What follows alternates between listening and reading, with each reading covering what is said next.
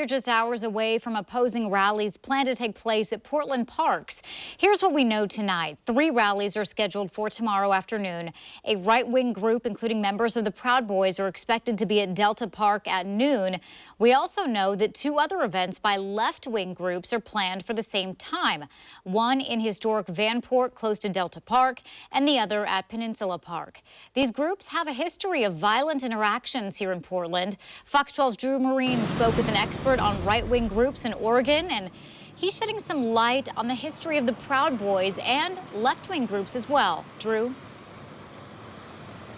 Yeah, that's right. Right now, we're just outside Delta Park where the Proud Boys plan to meet tomorrow. Tonight, Multnomah County Sheriff's Office tweeted the park was closed this afternoon for security reasons and would be closed overnight, but they say the park will reopen tomorrow morning.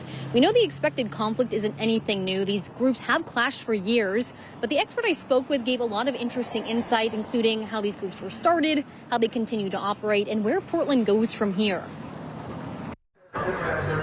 Black Lives Matter and left-wing protests have been ongoing in Portland for more than 100 days now. More recently, there has been an increase in the amount of right-wing protests organized in the Rose City. These groups have clashed for years.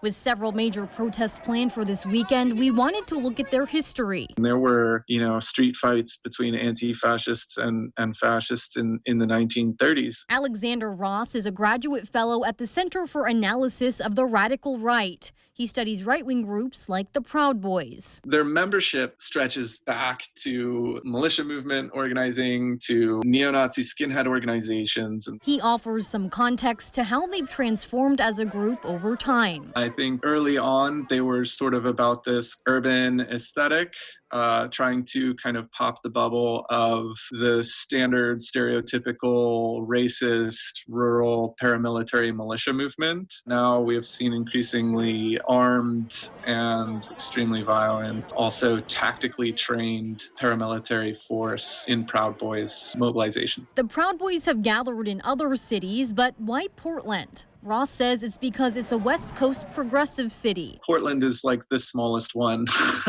So they sort of just come here to pick on us because, we're not as influential and powerful as like Seattle or San Francisco or Los Angeles. When these right-wing groups come to Portland, they're met by counter-protesters. Ross says these left-wing groups also stem from similar groups of the past. The movement it really dates back to the 60s and 70s in sort of more kind of aggressive parts of the civil rights movement, and later towards the creation of a group called Anti-Racist Action in the late 1980s, which had kind of the motto like, we go where they go, as a sort of motto of community defense. Anti-racist action would not allow fascists to assemble and organize in the city. Ross says they continue to face off because of the current political climate. And with the presidential election right around the corner, he says if things aren't solved soon, these clashes might get worse. The kind of stuff that you really see in the early stages of a civil war. In order to resolve these political issues, Ross says the mayor needs to coordinate negotiations between the groups. We have to say, this is too much. We can't keep going in this direction. And around the park, there are traffic signs that read things like, hate has no place here and Black Lives Matter. I'm just going to step out of the way so you can get a look at these signs that are just outside of Delta Park. Commissioner Chloe Eudaly had Portland Bureau of Transportation put these up ahead of tomorrow's protest here at Delta Park.